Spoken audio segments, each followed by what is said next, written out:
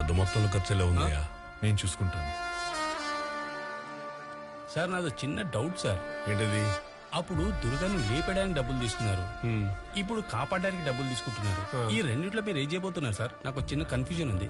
పిచ్చోడా, దీన్నే ఇంగ్లీష్ లో పాలిటిక్స్ అంటారు, అదే మన తెలుగులో అయితే రాజకీయం అంటారు.